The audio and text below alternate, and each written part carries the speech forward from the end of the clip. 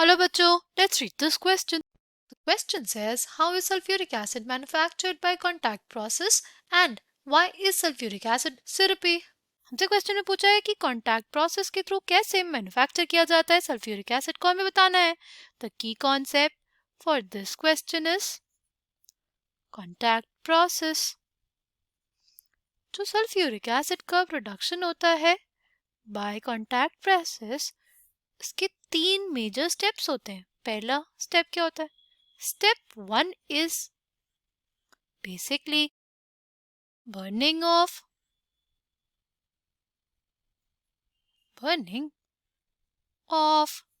sulfur or sulfidors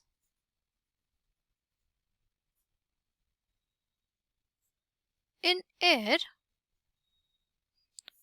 to generate SO2.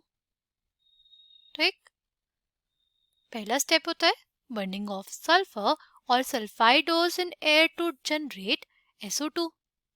ठीक, पहला क्या होगा?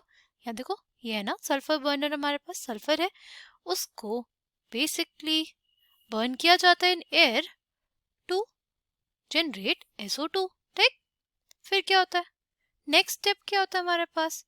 नेक्स्ट स्टेप होता है conversion of SO2. Step 2 is conversion of SO2 to SO3. ठीक, फिर हमारे पास SO2 का कन्वर्जन किस में होता है? SO3 में. ठीक, कैसे होता है? by the reaction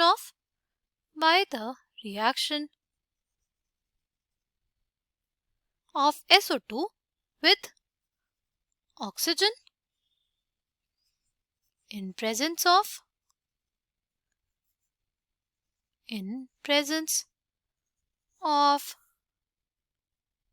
a catalyst.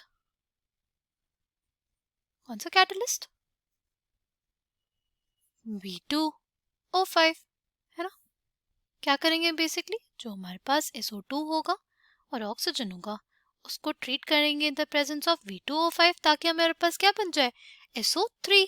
ठीक, फिर जो थर्ड स्टेप होता है ना हमारे पास, थर्ड स्टेप क्या होता है? थर्ड स्टेप होता है हमारे पास absorption of SO3 by H2SO4 to give oleum. oleum क्या होता है हमारे पास? oleum is H2S2O7. जो हमारे पास SO3 था उसको अब्सॉर्ब किसने किया? सल्फ्यूरिक एसिड ने. तो हमारे पास क्या बना? ओलियम. ठीक, इसको हम लोग एक और बात समझना चाहें तो समझ सकते हैं with help of this diagram. देखो, पहले हमारे पास था एयर को पास किया हमने सल्फर से ताकि वो कन्वर्ट हो जाए किस में? SO2 में. राइट, SO2 को फिर हमको प्योरीफाई करना होता है क्योंकि उसमें डस्ट पार्टिकल्स प्रेजेंट रहते हैं और उसमें आर्सेनिक भी प्रेजेंट होता है. तो उन दोनों को रिमूव करने के लिए पहले हमने डस्ट प्रेसिपिटेटर यूज किया, फिर उसको वॉश किया, फिर हमने ड्राई किया, फिर हमने जो आर्सेनिक की जो भी हमारे पास वो इम्प्योरिटीज प्रेजेंट होती हैं उसको रिमूव किया किससे? आर्सेनिक प्यूरिफायर, जिसमें हमारे पास क्या होता है? Gelatinous hydrated ferric oxide. ठीक, फिर हमने क्या किया? फिर हमने SO2 जो हमारे पास SO2 था उसका रिएक्शन किया ऑक्सीजन के साथ in the presence of V2O5. तो हमारे पास क्या बना? हमारे पास बना SO3 सल्फर ट्राइऑक्साइड. राइट, ये रिएक्शन हमारे पास एक एक्सोथर्मिक रिएक्शन होती है. कैसी रिएक्शन होती है ये हमारे पास एक एक्सोथर्मिक रिएक्शन होती है. ठीक, इसके लिए हमारे पास low temperature high pressure conditions की जरूरत होती है. बट टेम्परेचर बहुत ज़्यादा कम नहीं होना चाहिए क्योंकि अगर टेम्परेचर बहुत ज़्यादा कम हो जाएगा तो हमारे पास जो रेट ऑफ रिएक्शन है वो स्लो हो जाएगा. ओके, जो प्लांट है उसको ऑपरेट किया जाता है 2 बार प्रेशर पे और 720 केल्विन टेम्परेचर पे. ठीक, अब अगर हम लोग बात करें जो हमारे पास SO3 था, राइट, जो हमारा थर्ड स्टेप था ना, वो क्या था? जो SO3 था उसका अब्जॉर्प्शन किसने किया? H2SO4 ने, हमारे पास क्या बना, ओलियम। फिर ओलियम के साथ क्या किया जाता है, हमें तो बनाना था सल्फ्यूरिक एसिड, हमने ओलियम क्यों लिया।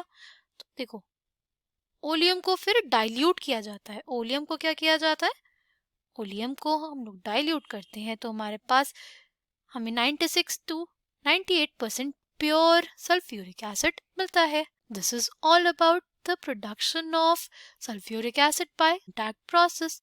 अब अगर हम लोग देखें second part of the question, तो हमसे बोला है कि वाई इज सल्फ्यूरिक एसिड सिरपी या विस्कस। क्यों हमारे पास जो सल्फ्यूरिक एसिड होता है वो सिरपी होता है। सी, उसका रीजन होता है हमारे पास उसमें present intermolecular hydrogen bonding, right.